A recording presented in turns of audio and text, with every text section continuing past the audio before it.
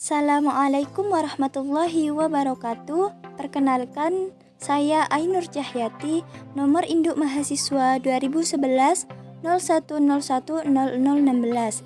Di sini saya akan menjelaskan tentang tipe-tipe belajar menurut Robert M. Gagne pada mata kuliah Psikologi Pendidikan dengan dosen pengampu Ibu Siti Dawiyah Fariha, Magister Pendidikan Islam. Robert M. Gagne mengemukakan 8 tipe belajar. Yuk ketahui apa saja. Adapun 8 tipe belajar menurut M. Gagne, yang pertama, belajar isyarat. Yang kedua, belajar stimulus respon. Yang ketiga, rantai atau rangkaian. Yang keempat, asosiasi verbal. Yang kelima, belajar diskriminasi. Yang keenam, belajar konsep. Yang ketujuh, belajar aturan. Dan yang kedelapan, memecahkan masalah atau problem solving. Yuk selanjutnya kita lihat pembahasan berikut ini. Pada pembahasan yang pertama yaitu belajar isyarat atau signal learning. Belajar tipe signal learning merupakan proses belajar penguasaan pola-pola dasar perilaku bersifat involuntary atau tidak sengaja dan tidak disadari tujuannya. Dalam tipe ini terlihat aspek reaksi emosional di dalamnya. Kondisi yang diperlukan untuk berlangsungnya tipe ini adalah diberikannya stimulus atau signal secara serentak, perangsangan tertentu berulang kali. Contohnya yaitu ketika seorang guru mengajar di kelas, kemudian ada tamu yang menemuinya. Anak-anak di kelas menjadi ramai, sehingga guru mengisyaratkan telunjuk menyilang mulut sebagai tanda bahwa anak-anak tidak boleh ramai. Penjelasan kedua yaitu belajar stimulus respon atau stimulus response learning. Belajar tipe stimulus respon merupakan belajar bahasa pada anak-anak. Kondisi yang diperlukan untuk tipe belajar ini adalah enforcement. Waktu antara stimulus pertama dan berikutnya sangat penting. Makin singkat jarak antara SR dengan SR berikutnya, semakin kuat reinforcementnya. Belajar stimulus respon terjadi pada diri individu karena ada rangsangan dari luar. Contohnya yaitu seorang anak didik akan merasa nyaman ketika diajari oleh guru yang ramah atau tidak galak. Contoh yang kedua, ketika seorang anak terus mendengar suara anjing yang menggonggong, anak tersebut akan berlari.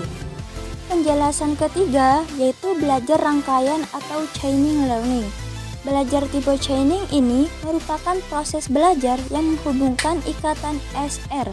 Kondisi yang diperlukan bagi berlangsungnya tipe belajar ini antara lain secara internal, anak didik harus sudah menguasai sejumlah satuan pola SR, baik psikomotorik maupun verbal. Adapun contohnya yaitu seorang guru memberikan pelajaran seni budaya dengan tema garis dan bangun ruang. Dalam hal itu, anak didik akan mengikuti rangkaian yang dicontohkan oleh gurunya. Adapun penjelasan yang keempat yaitu belajar asosiasi verbal. Belajar tipe verbal association ini merupakan proses belajar menghubungkan suatu ikatan SR yang satu dengan yang lain. Belajar asosiasi verbal terjadi bila individu telah mengetahui sebutan bentuk dan dapat menangkap makna yang bersifat verbal. Contohnya yaitu seorang guru menjelaskan kepada anak didiknya bahwa perahu itu seperti badan itik, kereta api seperti kelabang atau kaki seribu, dan wajahnya seperti bulan kesiangan. Pada penjelasan kelima yaitu belajar membedakan atau discrimination learning. Belajar tipe discrimination learning ini merupakan proses belajar mengadakan pembeda. Dalam tipe ini, anak didik mengadakan seleksi dan menguji di antara dua perangsang atau sejumlah stimulus yang diterimanya. Kemudian memilih pola-pola respon yang dianggap paling sesuai. Belajar diskriminasi terjadi apabila individu berhadapan dengan benda, suasana, atau pengalaman yang luas dan mencoba membeda-bedakan hal yang jumlahnya banyak itu. Adapun contohnya Seorang guru menjelaskan tentang penduduk Indonesia yang beragam, dan guru menjelaskan perbedaan suku dan ras tersebut berdasarkan tempat tinggal. Penjelasan selanjutnya yaitu belajar konsep atau konsep learning. Belajar tipe konsep learning ini merupakan proses belajar berdasarkan kesamaan ciri-ciri dari sekumpulan stimulus dan objek-objeknya, membentuk suatu pengertian atau konsep. Konsep merupakan simbol berpikir. Hal ini diperoleh dari hasil pembuat tafsiran terhadap fakta. Belajar konsep terjadi bila individu menghadapi berbagai fakta dan data yang kemudian ditafsirkan ke dalam suatu pengertian atau makna yang abstrak. Contohnya yaitu seorang guru menjelaskan bahwa manusia, hewan, dan tumbuhan ini termasuk makhluk hidup. Bahasan ketujuh yaitu belajar hukum atau aturan atau rule learning. Belajar tipe ini merupakan proses belajar membuat generalisasi hukum dan kaidah.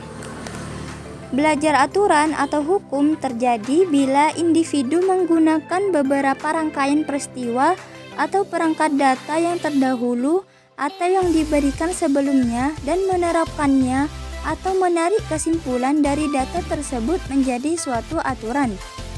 Adapun contohnya yaitu seorang murid menanyakan kenapa hidup di bumi itu tidak jatuh atau tidak terbang seperti yang ada di luar angkasa.